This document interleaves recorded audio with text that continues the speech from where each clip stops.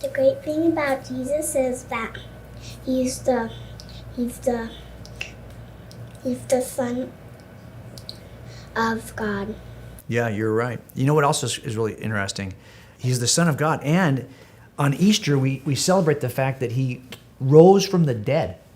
Let me tell you how crazy that is. Have you ever had a pet, like a dog or a cat, that like maybe died?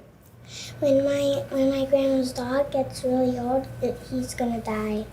Does it make you sad? Okay, so wouldn't it be great if you knew that we didn't die at all? I think that'd be awesome, right? And this is what Jesus demonstrates to us, right? Because he rises from the grave and he tells us that this is going to happen for all of us. We're going to rise from the grave. As a matter of fact, if he didn't rise from the grave, then there's no hope for us. So it just gives, for me, like what's so special about Jesus is that he gives me hope that that unlike people who die, well, we're going to live forever if we accept Jesus as Savior. And that's one of the great things about Jesus. The great thing about Jesus is that he's the Savior and he can heal people and we can't. Yes, so true. Yeah, that's what's so great about Easter too, right? Because the reason why he can heal people is because he has power, right? He has all kinds of power, the power to heal people.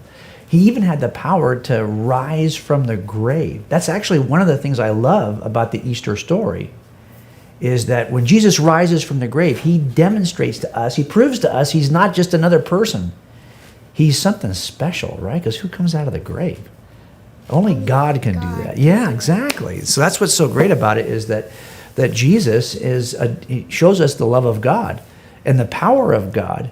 And that's what's so great about the Easter story, right? Is that he tells us that no matter what happens to us, we're eventually going to rise from the grave and be with him. That's, to me, the best part about Easter. So, how do we know that the story of Easter is true and not just something we made up? That's a great question. Now, so have you ever made up a story? Yeah. I have too. So I learned how to be a detective really from being a parent first. So when my kids would make up a story and try to fool me with it, I would separate them. Like I'll have one in one room, one in the other. And then I would ask all kinds of details about the story. So I do the same thing with suspects as a detective. I'll separate the suspects and then I'll interview them and see if their stories line up. And if they're not telling the truth, their stories don't line up. They're different. And that's how I can catch that it's not a true story. So there was a bunch of people who saw Jesus after he rose from the grave. And they gave their testimony about him. They told about him, right? So it turns out they were separated by thousands of miles. So there's no way they could confirm with each other the details of the story. So I would expect if they're lying that the details would be wildly different, because that's what happens when you separate people who aren't telling the truth. But it turns out when they compare the stories, they all match. So even though they could not communicate with each other, they end up telling the same story. And for me, that speaks more to them saying something true than saying something false, right? And so that's why it's one of many reasons why I think the resurrection story, as it's reported in the Gospels, is actually true. How can we believe in miracles if we don't see them today? Okay, so that's a good question. So how do we define a miracle, right? It's something that is outside of the natural world. And I always think of the natural world as all space and time and matter, right? And the only thing that works on space, time, and matter is like physics and chemistry. But why would we think that there's something outside of the natural realm, outside of space, time, and matter? I'll tell you why I think there is. So we're in a universe that began to exist. The science tells us that our universe is not infinitely old. It has a beginning. The science tells us that all space, time, and matter have a beginning. That's the universe, space, time, and matter. But that means whatever causes, because remember, things that have a beginning have a beginner. Mm-hmm. So whatever causes the universe to begin has to be outside of space, time, and matter. You can't create yourself. Mm-hmm. So that means there's something outside of space, time, and matter. That means there's something outside of nature. So let me give you an example of this. I have an iPhone. Here's my iPhone. So I'm going to drop my iPhone right now, right? Now, I'm a finite, limited being, but I can intercede and stop gravity. If there's a God outside of space, time, and matter, he could intercede and change the laws, intercede in the laws. So it turns out all the miracles in the New Testament, they're really not that big of a deal if there's an all-powerful being who created the universe. He could probably walk on water. So how do we know Christ's resurrection is true? Well, okay, so there's lots of good reasons to believe it's true, but let me just give you one narrow one and see if this helps at all. So have you ever lied to your parents? Maybe. You're not even going to commit to that, are you? Okay, so, but you know what happens, right? If we say something that's not true, and I did that, I've lied to my parents, and so, but at some point, did they ever catch you in the lie, or did they ever ask you about the lie? Yes. And so, at what point did you kind of give it up, or what point did you tell the truth? Once they asked it multiple times. Yeah, because it's pressure, right? Yeah. So the more pressure you get, the more likely you are to reveal a truth, especially if you know it's not true. And that's one of the things that was interesting to me, right? I'm listening to the stories that the disciples gave about the resurrection. They all claimed that they saw Jesus after he resurrected. And if you think about it, anyone can say that. But if you have a lot of pressure, if it's a lie and they know it's a lie, at some point, if the pressure is high enough, well, then you probably will tell the truth. Yeah. And I'll bet you your parents probably didn't threaten you with physical violence to get you to tell the truth. But it turns out the disciples were all threatened with physical violence. As a matter of fact, probably all but one or two died as martyrs, rather than simply say, okay, he didn't rise from the dead. Now, if you and I said as Christians today, well, I'm willing to die for what I believe about Jesus, it really wouldn't have much evidential power, right? Because we wouldn't know. We're trusting some other authority. But these are the people who actually said they saw it. These are the ones who think they know something they saw. If they won't change their story, that has huge value for me. The fact that these folks were pressured, they held to their story, even though they were separated by thousands of miles and didn't even know if anybody else was changing their story. So it's really because those eyewitnesses never changed their story, even though they were pressured. Because I know you and I, once we got pressured, we changed, we told the truth. But when they were pressured, they also told the truth. It just happened to be that Jesus rose from the grave. So, how do we know that the stories of the apostles and the Bible itself weren't just made up later on in time? Yeah, I think if you want to lie about Jesus, here's the way you do it. You wait till everyone who knows the truth is dead. Then you can say anything you want because, number one, there are no eyewitnesses who would know if you're lying. And then you wouldn't be an eyewitness, though, either. So the first thing I do when I'm looking at eyewitness reliability, I interview a lot of eyewitnesses, I want to know, were you really there? Because you say you're there, but were you really there? I need to know that because people will lie. They were trying to protect somebody they care about, whatever, they'll just lie.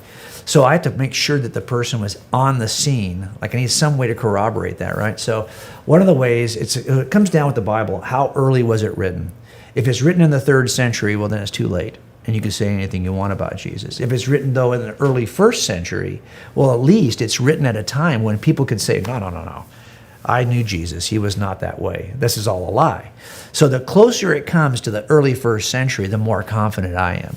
So I had to figure this out, right? I was 35 and I was not a believer, so I just wanted to date the Gospels. So if you look at the book of Acts is written by a guy named Luke. He also wrote the Gospel of Luke. He wrote the Gospel of Luke first. The book of Acts just describes everything that the disciples do after the resurrection. Well, it turns out in the book of Acts, Luke never mentions the destruction of the temple in Jerusalem. That was a huge event. To not mention it, because remember in the Gospel of Luke, he says that Jesus predicted it. So why wouldn't you describe how it came true? This prediction I described over here, it actually came true. Nope, it's missing from the book of Acts. That happened in 70 AD. We know when that happened in history, yet it's missing from the book of Acts. There was a siege of Jerusalem, happens around 68-ish. That's also missing. Even as a matter of fact, in the book of Acts, Luke says that when he ends it, Paul is still alive. Well, we know that Paul dies in the mid-60s. He doesn't describe his death. He doesn't describe the death of Peter, same time, dies in the mid-60s. He doesn't describe the death of James, the brother of Jesus, who dies around 61. Look, Luke describes a lot of deaths, like the death of James, the brother of John. That's a nobody. Okay, that's somebody, but he's a nobody compared to James, the brother of Jesus. He dies around 44. So my question was, well, why are these things missing from the 60s and 70s in the book of Acts? Well, if it hasn't happened yet, you can't describe it. So I thought, well, maybe it's written in the early, like 60 or maybe in the 50s. And when you look at this, the letters that Paul writes, he's quoting from Luke's gospel to the church in Corinth. Well, he wrote that letter in the early 50s. And he quotes them a passage from Luke's gospel. So apparently Luke's gospel is available to quote. So that means we're putting Luke's gospel in the 50s. Now we're only 20 years after the ministry of Jesus. And so then the question becomes, well, do we think that that story could travel 20 years before it was first written down? And I think it can for a couple of reasons. Number one, when I go to juries, I tell them all the time, because I'm only working cold cases, and these are like 35 years old, so my witnesses haven't seen this or talked about it for 35 years.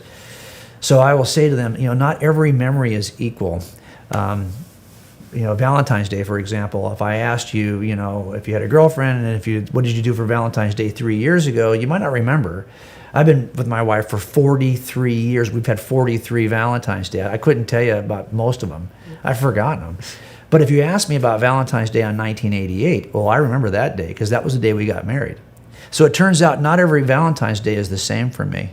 The ones that are emotionally powerful or memorable, they stick out. Not every memory is the same. Well, you can imagine if you're out fishing, and you fish every day, so you can't remember, what one day is like next to the other. But if on one of those days a dude walks out to you on the water, okay, that's a day you will remember. Okay, so these are the kinds of memories that are captured in the Gospels, the kinds of things you wouldn't forget. And one last thing, so I give talks, around the country where I talk about Jesus, and I give the same talks over and over and over again. So my daughter was with me one day, and she says, I've been listening to these talks for years. I could actually do your talk. And she's right, because she's heard it so often. As a matter of fact, if you were to compare my talks word for word over the last 10 years, you would see they're pretty much the same word. Even when I pause, it's the same in every talk. Why? Because I've been giving those talks every weekend for 10 years. Well, imagine if I was talking about Jesus every day for 20 years. It turns out your stories would be the same, and they would be locked down to the point where if I have to write out my messages now, I could write my talk out. It would be word for word what I've been saying for the last 10 years. If they were to do the same thing, they would write out word for word what they've been saying for 20 years. So I think it is early enough to have been written by eyewitnesses, and I think that time gap of 20 years is not significant enough to have changed the story. What makes the resurrection such a big deal? Other than wrongful persecution and physical trial, other people have gone through that great of a physical trial, maybe worse. So what makes it such a big sacrifice for Jesus? Well, I think more than anything else, it's evidence for us centuries later. So Paul says it this way in 1 Corinthians. He says, if this didn't happen, then we've been false witnesses, and you have no hope of your own rising from the dead later. And you've been lied to for all this time, because we're actually making a claim about history, that Jesus rose from the grave. And that's a claim you can test. If you think about it, the book of Acts, right, after Jesus ascends into heaven, the one strategy every disciple takes when talking about Jesus to others is that we saw him rise from the grave. And so, yes, it's important that we worship a God who knows our suffering, not because of the resurrection, because of the crucifixion. So when we talk about suffering, most of us have suffered in some way, but few of us have suffered the way that Jesus did when he was beaten, literally beaten to death. And they kept on raising the bar on how they were beating him until finally he suffered from those injuries and died. That kind of death, it helps us. Of all the gods that are in the pantheon of gods, all the gods and all the theistic worldviews, only Jesus has suffered this way and can understand our suffering, can understand as a human what it is to be, what it is to be in the world and have all the stuff in the world happen to you. So there is a part of it, the crucifixion side, that I think is powerful because it does help us to resonate with our own suffering. This is a God who understands suffering. But the resurrection then acts as a piece of evidence because, look, it could have happened there was no resurrection. Or what if it was just a wise preaching rabbi in the first century? Well, you might learn something from him, but wouldn't he just be like every other wise preacher in the last 2,000 years? Why would I care? Why would I favor Jesus over Baha'u'llah or Muhammad or Buddha or Confucius or Indra or Zoroaster or anyone else who allegedly said wise things? Well, it's the resurrection. I'm finding this way. If someone dies and rises from the grave, I have a tendency to listen to them because it seems like to me like they're in a different category, right? And so this is what happens with the resurrection. That's evidence that Jesus is speaking to us from a different category of authority. So that's why I think the resurrection is so powerful.